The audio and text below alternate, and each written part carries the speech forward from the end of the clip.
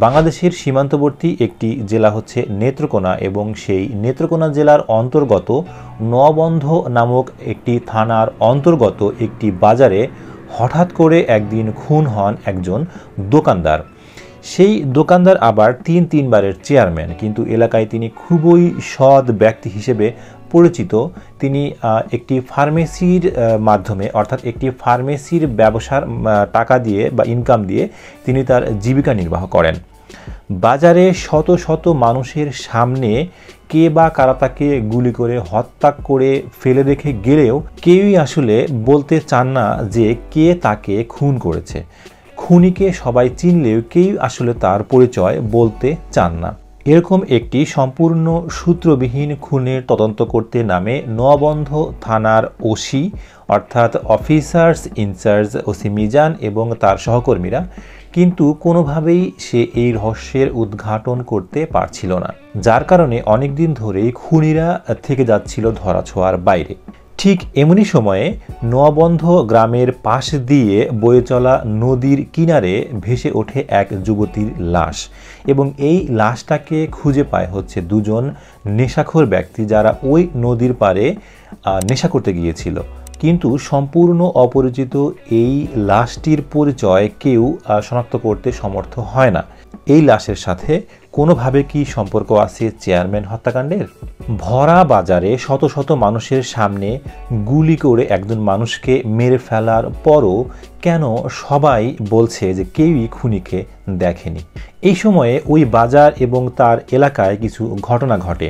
হঠাৎ করে ওই বাজারে অর্থাৎ ওই দোকানটার সামনেই, যে দোকানে চেয়ারম্যান খুন হয়েছিল, সেই দোকানের সামনেই একজন পাগল এসে আস্তানা গাড়ে এবং ওই বাজারে এবং ওই এলাকায় একটা গুজব রটে যায় যে ওই বাজারে থাকা একজন দর্জি সে খুনির নাম সবাইকে বলে দিয়েছে। এই ঘটনার পর হঠাৎ করেই কোথা থেকে যেন মাঝরাতে উদয় হয় একদল মোটরসাইকেল আরোহীর এবং তারা মোটর বাইক নিয়ে এলাকায় এলাকায় ঘুরে বেড়ায়। দোকানের বড় বড় ব্যবসায়ী এবং দোকানগুলোতে তারা চিঠি দিয়ে যায়। বহুদিন ধরেই নাকি তারা এইরকম চিঠির মাধ্যমে চাঁদা নিয়ে আসছিল এই দোকান থেকে। কারা তারা? তাহলে কি এই ছোট্ট মফস্বল এলাকাতে গড়ে উঠেছে কোনো ক্রাইম গ্যাং অথবা তৈরি হচ্ছে কোনো আন্ডারগ্রাউন্ড পলিটিক্যাল পার্টি? কি তাদের লক্ষ্য, কি তাদের উদ্দেশ্য, কেন তারা এই ধরনের হত্যাকাণ্ড সংগঠিত হচ্ছে? আসলেই কি তারা খুনি নাকি অন্য কেউ এই সমস্ত ঘটনাগুলো ঘটিয়ে যাচ্ছে? তো এই সমস্ত প্রশ্নের এবং সমস্ত রহস্যের উত্তর মিলে যায় এই বইটির শেষ প্রান্তে এসে। অর্থাৎ বইটিতে লেখক খুব সুন্দরভাবে এই প্রত্যেকটি রহস্যের জট খুব সুনিপুণভাবে খুলে দিয়েছেন এবং বইটি শেষ করার পর আপনার মনে আর কোনো ধরনের প্রশ্নই থাকবে না। আপনার মনে তৈরি হওয়া সমস্ত প্রশ্নের, সমস্ত রহস্যের উত্তর লেখক খুব সুন্দরভাবে দিয়ে দিয়েছেন এই বইটির শেষে। লেখক হাসান মিশুকের এটাই মেবি প্রথম লেখা কোনো থ্রিলার উপন্যাস বা যেটা বই আকারে প্রকাশিত হয়েছে। অত্যন্ত সহজ সরল ভাষায় এই বইটি পড়তে আপনার সর্বোচ্চ 3 থেকে 4 ঘন্টা সময় লাগবে। হালকা মেজাজের কোনো বই পড়তে চাইলে এই বইটি আপনি অনায়াসেই পড়া শুরু করতে পারেন। অনেকটা চিপস বা স্ন্যাক্স খাওয়ার মতো করে হালকা মেজাজে আপনি এটা পড়ে ফেলতে পারবেন খুব অনায়াসেই। অনেকেই ভ্রমণ করতে বা বিভিন্ন জায়গায় ট্রাভেলিংয়ে থাকার সময় বই পড়েন, তাদের জন্য এই বইটি খুবই আদর্শ একটি বই হতে পারে। এই বইটির যে কাহিনী বা যে গল্পের বা যে রহস্যের যে ঘনঘটা, সেটা এতটা জটিল না বা সেটা আপনাকে বুঝতে হলে গভীর মনোযোগের দরকার হবে না।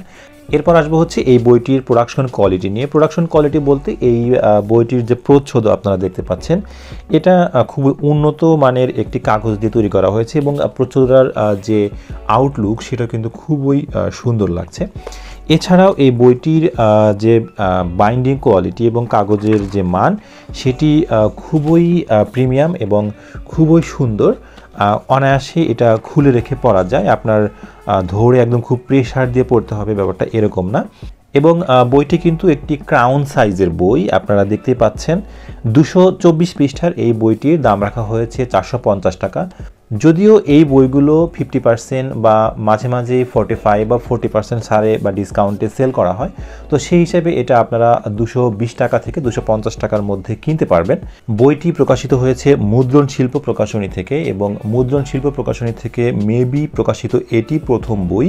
বইটি পড়ার পর ব্যক্তিগতভাবে আমার যেটা মনে হয়েছে, যারা প্রাথমিক পর্যায়ের থ্রিলার পাঠক রয়েছেন তাদের জন্য এই বইটি খুবই ভালো একটা বই। অর্থাৎ যারা নতুন নতুন থ্রিলার পড়তে শুরু করছেন, ঘটনার মারপ্যাচ বা যারা জটিল ধরনের কাহিনী পছন্দ করেন না, তারা এই বইটি পড়তে পারেন। খুব সহজ সাবলীল ভাষায় একটি রহস্য থ্রিলার বা ক্রাইম থ্রিলার লেখা হয়েছে।